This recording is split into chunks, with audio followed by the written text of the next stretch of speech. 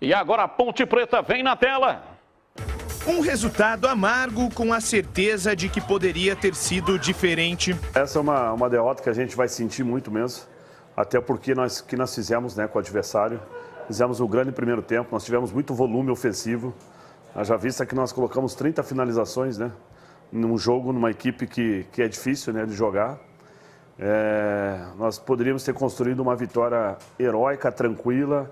Nós tivemos, né, a chance para poder definir ou até empatar o jogo. A Macaca teve mais intensidade durante grande parte do jogo, mas não conseguiu segurar o resultado na volta da torcida ao majestoso. Página virada e agora o foco já é no próximo compromisso contra o Remo no domingo. E para esse duelo, o técnico Gilson Kleina vai ter praticamente todo o elenco à disposição. Sem nenhum jogador suspenso, o treinador também espera contar com Fecim e Thiago Lopes, que já foram liberados pelo departamento médico.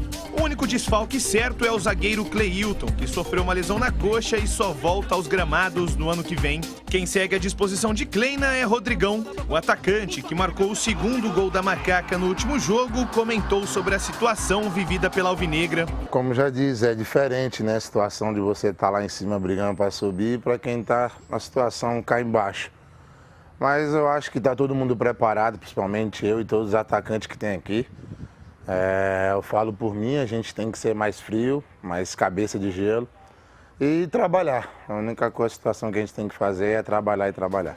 Sem vencer nas últimas 4 rodadas, a Ponte viu a distância da zona de rebaixamento cair para 3 pontos. Agora a equipe campineira aposta nos 2 próximos confrontos diretos para retomar a tranquilidade na competição.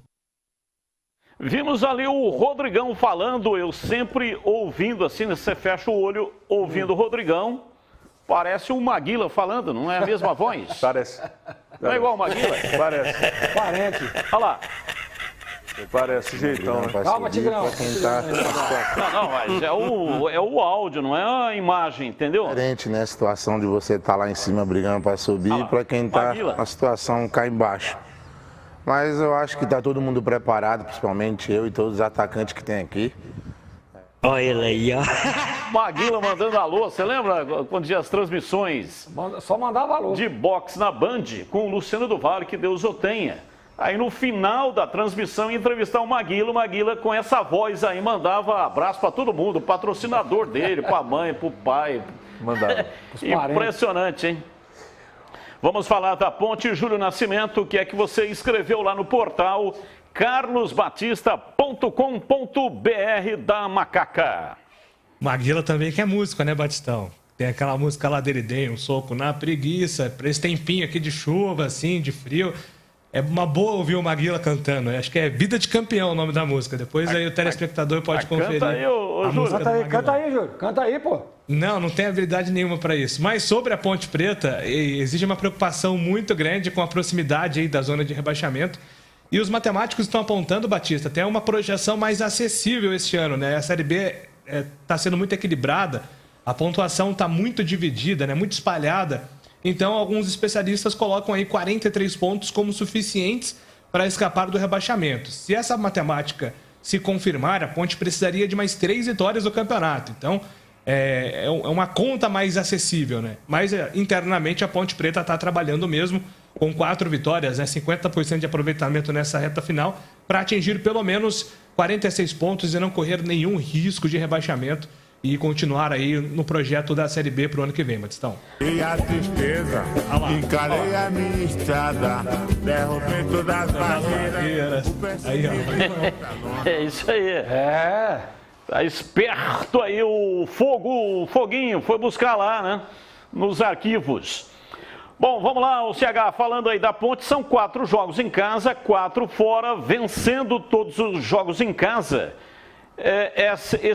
Essa pontuação não é suficiente, vai ter que buscar ponto fora, mas, claro, evidentemente, né, que vencendo todos os jogos em casa, vai ter uma consistência emocional para buscar ponto fora.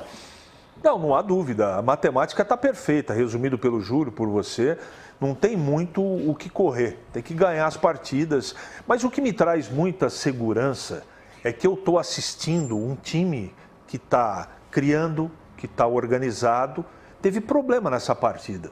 Né? Falhou onde não estava falhando. E por que falhou? Porque o time tem limitação.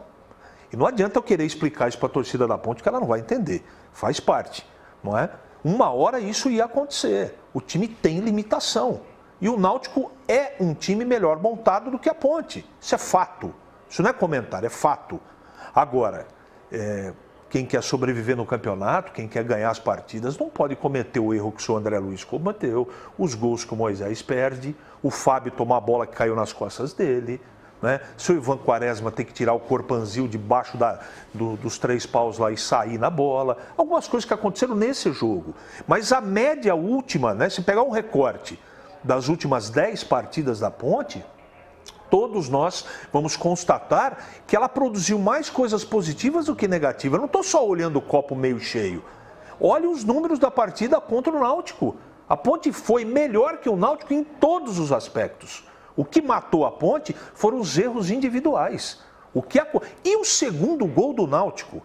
O Giancarlo domina uma bola no meio campo, por acaso que o goleiro errou a reposição. Ele domina, vira para frente e vai dar uma assistência para o Murídio. A bola bate no Caio Dantas e serve para o Murídio na frente do Kevin fazer o gol. Quer dizer, também tem uma grande falta de sorte nessa história. De qualquer maneira, eu continuo com o mesmo discurso e confiança, Gleger.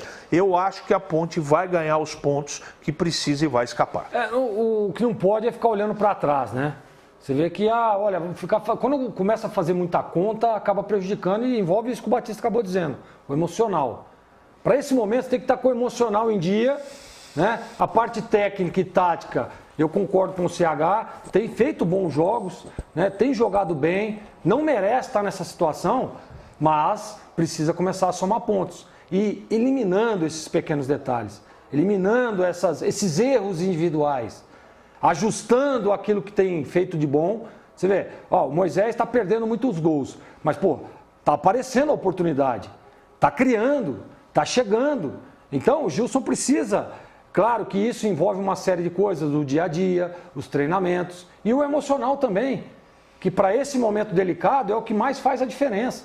Então, a Ponte precisa, o Gilson precisa ajustar essas coisas, tentar, já nesse próximo jogo, ter um bom resultado. Qual que é o bom resultado? A vitória. O empate não é descartável, concordo, mas a Ponte precisa vencer para sair de vez lá de trás. E aí, automaticamente, o aspecto técnico, físico, tático e o emocional melhoram. Então, precisa da vitória. O Remo vem de 2 resultados negativos, 2 derrotas. Tentar se aproveitar disso e ir para cima, tentar buscar o resultado positivo. A estratégia do Gilson para essas próximas rodadas tem que ser sempre para vencer.